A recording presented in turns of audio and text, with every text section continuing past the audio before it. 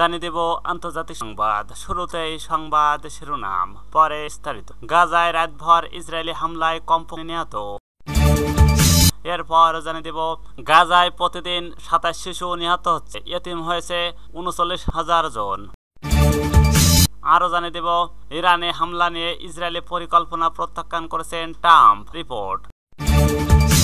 আরো জানিয়ে দেব মিয়ানমারে নববর্ষে জান্তার বিমান হামলা, 23 বেসামরিক নিহত।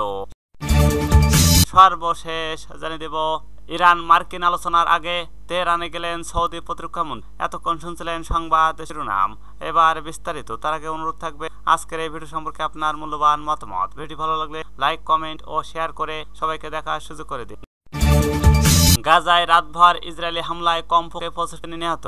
গাজার বেসামরিক প্রতিরক্ষা সংস্থা জানিয়েছেন ইসরায়েলি বিমান হামলায় এক ঢেউ গাজা অঞ্চল জুড়ে বাস্তুচ্যুত ফিলিস্তিনিদের একাধিক বেড়ে আঘাত করেছে। এর ফলে কমপক্ষে 25 জন নিহত হয়েছে। সংস্থার মুখপাত্র মাহমুদ বাসাল বলেন, দক্ষিণাঞ্চলীয় খান শহরের আল মাওয়াসি এলাকায় গত রাতভর চালানো এক হামলায় বেশ কয়েকটি তাঁবু ধ্বংস হয়। এর ফলে 16 জন নিহত হয়। তিনি এএফপিকে বলেন, খান ইউনিসের আল মাওয়াসি এলাকায় বাস্তুচ্যুত পরিবারের আবাসস্থলে দুটি ইসরায়েলি ক্ষেপণাস্ত্রের সরাসরি হামলায় কমপক্ষে 16 জন শহীদ হয়েছে। তাদের বেশিরভাগই নারী ও শিশু। এই হামলায় 23 জন আহত হয়েছে। মুখপাত্র বাসালের মতে বাস্তুচ্যুত মানুষের অন্যান্য আরো দুটি হামলায় 8 জন নিহত এবং আরো বেশ কয়েকজন আহত হয়। বাসাল আরো বলেন, উত্তরাঞ্চলীয় শহর বেত লাহিয়ায় তাঁবুতে হামলায় 7 জন নিহত হয়েছেন। অন্যদিকে আল মাওয়াসি এলাকার কাছে আরেকটি হামলায় তাঁবুতে বসবাসকারী এক বাবা এবং তার সন্তান নিহত হয়।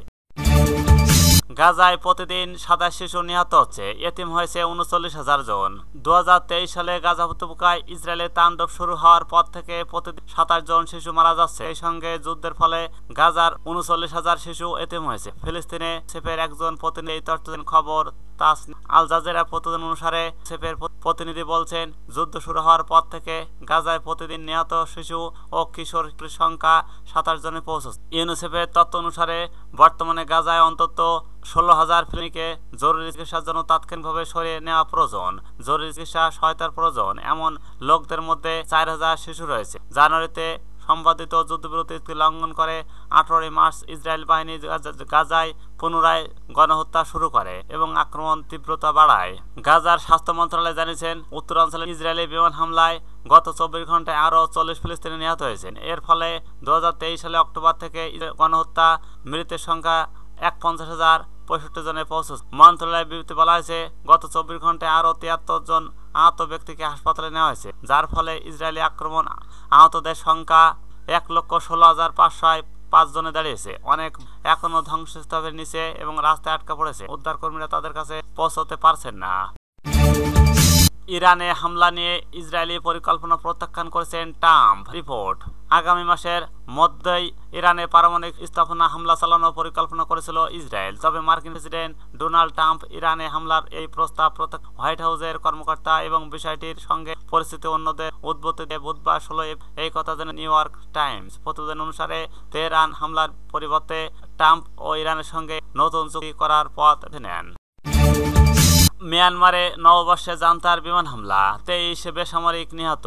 মিয়ানমারে 4 দিনের থিংইয়ান ও বা নববর্ষে উৎসবের সময় বেসামরিক লক্ষ্যে কমপক্ষে 26টি বিমান হামলা চালিয়ে জান্তা বাহিনী। দা ইরাবতীর তথ্য অনুসারে দেশটির 15টি অঞ্চলে এইসব হামলায় 7টি এলাকায় শিশু সহ কমপক্ষে 23 জন নিহত হয়েছে। এছাড়া আহত হয়েছেন প্রায় 50 জন। প্রতিবেদনে বলা হয়েছে, বিমান হামলার সময় অন্তত 6টি মঠকে লক্ষ্যবস্তু করা হয়েছে, যেখানে বৌদ্ধরা ঐতিহ্যগতভাবে পুরো উৎসব জুড়ে সমবেত হয়। 23 থেকে 16 এপ্রিল পর্যন্ত ম্যাকওয়ে, সাগাইং ও মান্দালায় এবং বাগওয়ানসাল ও রাখাইন এবং কারেন রাজ্যর শহর বিমান হামলার খবর পাওয়া গেছে, যদিও স্থলভাগে কোনো যুদ্ধ।